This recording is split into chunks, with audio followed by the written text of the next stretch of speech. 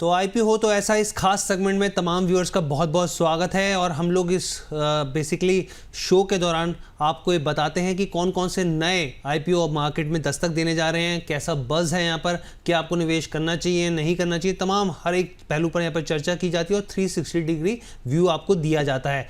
अब हम लोग यहाँ पर जो बात करें, क्योंकि सुबह से ट्रेंड हो रहा है NSDL आईपीओ, तो इसके ऊपर हम लोग आपको बताते हैं क्या क्या जानकारियाँ और फिर रचित सर से यहाँ पर इस पर एडवाइस ली जाएगी। तो देखिए आईपीओ की तारीखों को लेकर यहाँ पे खुलासा हो गया है, कब खुलने जा रही है। जुलाई 30 को ये आईपीओ जो है वो खुलने जा रहा है। अगर आप इसकी क्लोजिंग डेट देखें तो अगस्त 1 तारीख के आसपास है। यहाँ पे एंकर इन्वेस्टर की बात करें यहाँ पर तो करीब 29 जो जुलाई है एंकर इन्वेस्टर्स के लिए बिड लगाने का यहाँ पर मौका होगा। अगर आप इशू प्राइस बैंड की बात करें यहाँ पर तो करीब 760 से लेकर 800 रुपये प्रति शेयर का भाव जो है तय किया गया है। अनलिस्टेड मार्केट की अगर हम लोग बात करें, अभी देखिए आप जो ट्रेड कर रहा है यहाँ पर प्राइस बैंड देखिए 800 रुपये और जो ट्रेड कर रहा है ये 1025 के आसपास है। यानी कि जिन्होंने अनलिस्टेड मार्केट में लिया होगा तो अभी भी वो 22% के नुकसान पे साफ तौर पे दिख रहे हैं। करीब 22% का यहाँ पे परसेंटेज निकालेंगे आप 800 से तो इसके आसपास से बैठा हुआ दिख रहा है यहाँ पर। और एक लॉट जो मिनिमम लॉट है आप देखिए 18 शेयर्स होंगे तो 18 × 800 कर लीजिए, 14,400 रुपये के आसपास का आपको एक लॉट पड़ेगा। यहाँ पे इशू साइज़ की बात करें तो करीब यहाँ पे 5 करोड़ शेयर्स होंगे, करीब 4011 के आसपास का यहाँ पर ये 4000 करोड़ के आसपास का ये आईपीओ साइज़ है। और मैं आपको बता दूँ ये पूरी तरीके से यहाँ पर जो है OFS होगा। यहाँ पर कोई भी नया जो है यहाँ पर न्यू जो है सब्सक्राइब होता हुआ नहीं दिखेगा। लेकिन यहाँ पर कौन कौन से जो है शेयर बेचते हुए दिखेंगे यहाँ पर आप देखिए। IDBI बैंक की बात करें करीब 2 करोड़ से ज़्यादा वो अपने शेयर यहाँ पे बेचते हुए दिखेंगे इस आईपीओ के ज़रिए यहाँ पर।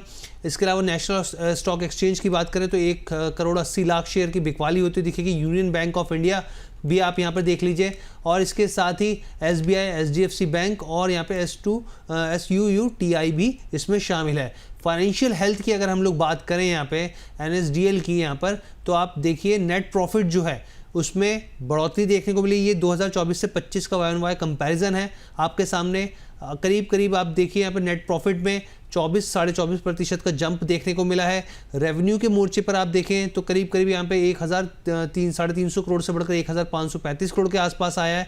12.5% का जंप यहाँ देखने को मिला है। कंपनी का अगर आप प्राइस टू अर्निंग यानी कि PE रेशो की बात करें तो 46 पर ट्रेड कर रहा है और जो इसकी कॉम्पिटिटर कंपनी है CDSL उसका जो है PE 66 के आसपास ट्रेड कर रहा है। तो ये चीज़ें आपको यहाँ पर ध्यान रखनी चाहिए।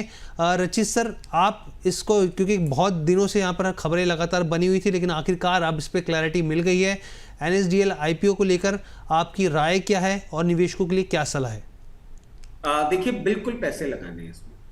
और ये मैं क्यों बोल रहा हूं आपको, देश का सबसे बड़ा डिपॉजिटरी है अपने आप में ये। CDSL का हमने परफॉर्मेंस देखा ही है और मैं समझता हूं कि इसमें पैसे लगाने के पीछे का एक कारण आपको हर्ष ने बता ही दिया कि ग्रे मार्केट पे, अनलिस्टेड स्पेस पे ये कहां ट्रेड कर रहा है।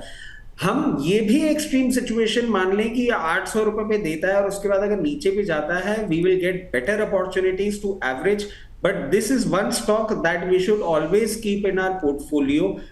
ये एक मार्केट इंफ्रास्ट्रक्चर में आप देखें तो आज के टाइम में one of the biggest stocks होगा और डेफिनेटली इसमें हमको अप्लाई करना ही चाहिए and we should put our money in this. ठीक है, इसमें आपकी सलाह साफ तौर पे रहेगी। सर एक और जो आईपीओ रहा जिसका ज़बरदस्त क्रेज़ देखने को मिला वो था GNG electronics. So basically refurbishment को लेकर हम लोग लगातार बात करते आए हैं क्योंकि व्यूअर्स की डिमांड में रहा है ये आईपीओ। और अगर मैं इसका आज का भी सब्सक्रिप्शन लेवल देखूं तो बम्पर यहाँ पर डिमांड देखने को मिली है। यहाँ पर आप देखिए क्वालिफाइड इंस्टीट्यूशन जो यहाँ पर हैं करीब 60 टाइम्स सब्सक्राइब होते हुए दिखे हैं। इसके अलावा अगर हम नॉन यहाँ पे इंस्टीट्यूशनल बायर्स की बात करें तो 185 टाइम्स होते हुए दिखे हैं। रिटेल का पार्टिसिपेशन 40 गुना तक होता दिखा और टोटल सब्सक्रिप्शन जो लेवल है वो 78 टाइम्स होता हुआ दिखा है। ग्रे मार्केट का जो हम लोग प्रीमियम देखें तो 100 रुपये पे ट्रेड कर रहा है यहाँ पर, 100 रुपये ऊपर इशू प्राइस बैंड से। सर आपके हिसाब से, क्योंकि देखिए अब तो समय यहाँ पे बीतता जा रहा है, अब क्योंकि जब इसकी लिस्टिंग होगी तो उसके हिसाब से मैं आपसे सलाह मांगना चाह रहा हूँ कि क्या आपके हिसाब से निवेशकों को जिनके लिस्टिंग गेंस होते हैं उनको लिस्टिंग गेंस लेना चाहिए, पार्शियली रुकना चाहिए, पूरे तरीके से प्रॉफिट बुक करना चाहिए या फिर लॉन्ग टर्म के नज़रिए से भी इस पर नज़र बना के रखनी चाहिए? देखिए बिजनेस मॉडल ना हर्ष रिलेटिवली थोड़ा सा नया है इन कंपैरिजन में व्हाट वी हैव विटनेस। मतलब हमने अनऑर्गेनाइज सेक्टर में तो ये बहुत पहले से देखा था रिफर्बिश लैपटॉप्स और ये सारी चीजें बिकते हुए। बट ये जिस तरीके से प्रोवाइड कर रहे हैं, अब हमारे यूजर्स भी पहुंच रहे हैं, बहुत सारे स्टार्टअप्स भी और बहुत मीडियम लेवल की इंडस्ट्रीज भी अब इनसे प्रोक्योरमेंट कर रही हैं। मगर मैं एक ही चीज कहूंगा, क्योंकि बिजनेस रिलेटिवली एक नया है और आपको अच्छा गेन मिल रहा है, मतलब looking at the IPO price 104 रुपए का जीएमपी है, अगर उसके आसपास आपको रिटर्न मिलता है तो एक बार जरूर निकाला जा सकता है पैसा बनने के बाद, and then we can reenter whenever we get a chance. जी जी जी, ठीक है सर, थैंक यू इस चीज़ के लिए, आपने इस सेगमेंट के लिए खास तौर पे अपने व्यूज़ रखे सर। और अभी फिलहाल के लिए इस सेगमेंट को हम लोग यहीं पे पूर्ण विराम देते हैं।